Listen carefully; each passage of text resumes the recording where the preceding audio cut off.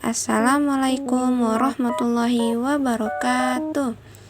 Kami dari kelompok 7 akan menjelaskan tentang volumetri, titrasi, iodometri, dan iodimetri.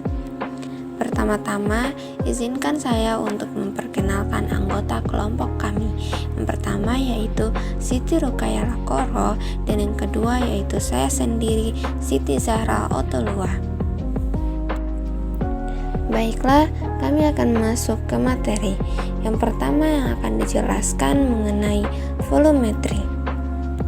Volumetri merupakan metode analisis kimia kuantitatif di mana untuk menentukan banyaknya suatu zat dalam volume tertentu dilakukan dengan mengukur banyaknya volume larutan standar yang bereaksi secara kuantitatif dengan zat yang akan ditentukan tersebut. Selanjutnya yaitu iodometri dan iodimetri. Titrasi, iodometri, dan iodimetri adalah salah satu metode titrasi yang didasarkan pada reaksi oksidasi reduksi. Titrasi iodometri adalah suatu proses tak langsung yang melibatkan iod. Ion iodida berlebih ditambahkan ke dalam suatu agen pengoksidasi yang membebaskan iod dan kemudian dititrasi dengan natrium tiosulfat. Titrasi iodimetri merupakan titrasi redoks. Banyaknya volume natrium tiosulfat yang digunakan sebagai titran setara dengan iodium yang dihasilkan sebagai titrat dan setara dengan banyak sampai. Selanjutnya ada proses titrasi. Umumnya larutan standar dimasukkan ke dalam buret kemudian ditambahkan perlahan-lahan ke dalam larutan yang akan ditentukan.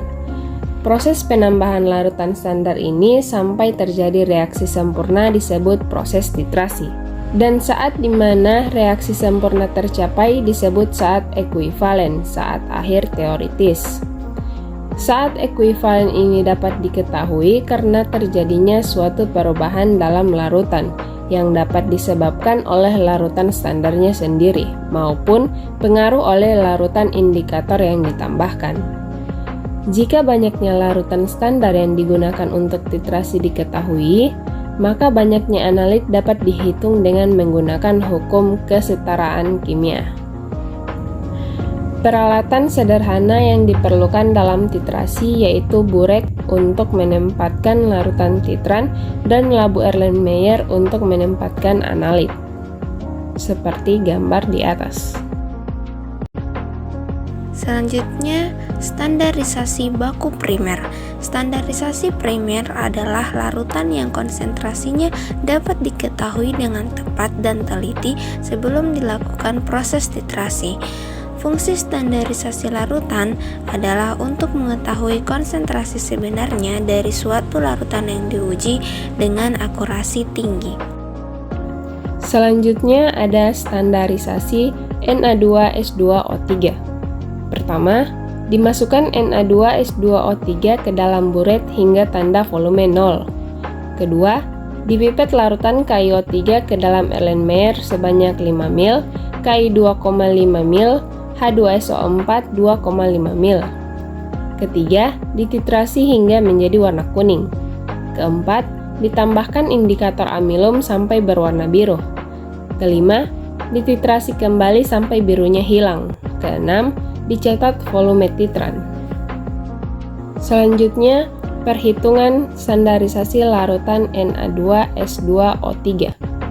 Diketahui V Na2S2O3 sama dengan 12 ml, N KiO3 sama dengan 0,1 N, V KiO3 sama dengan 5 ml. Ditanya, M Na2S2O3 sama dengan titik-titik. Penyelesaian, N KiO3 kali V KiO3 sama dengan MNA2S2O3 kali V Na2S2O3. MNA2S2O3 sama dengan N KiO3 kali V KiO3 per V Na2S2O3 sama dengan 0,1 N kali 5 ml per 12 ml. Hasilnya 0,0416 M. Slide selanjutnya yaitu perhitungan kadar klorin. Pada perhitungan kadar klorin ini, kita menggunakan sampel air kaporit. Yang pertama dilakukan yaitu diukur air yang mengandung kaporit sebanyak 5 ml ke dalam Erlenmeyer. Kedua, dititrasi hingga berubah menjadi warna kuning. Yang ketiga, ditambahkan indikator amilum hingga berwarna biru. Yang keempat, dititrasi kembali sampai birunya hilang. Dan yang kelima, dicatat volume titran. Dan perhitungannya yaitu diketahui FNA2S2O3 yaitu 2 ml, NNA2S2O3 yaitu 0,0416 N, dan F sampel sama dengan 5 ml. Dan yang ditanya yaitu kadar klorin. Penyelesaiannya, kadar klorin sama dengan FNA2S2O3 dikali NNA2S2O3 kali 1000 per F sampel kali 100% sama dengan 2 ml dikali 0,0416 dikali 1000 dibahagi 5 ml kali 100%. Dan hasilnya yaitu 0,059%. Itulah materi dari kami mengenai volumetri, titrasi, iodometri, dan iodimetri. Terima kasih teman-teman. Mohon maaf apabila banyak kekurangan.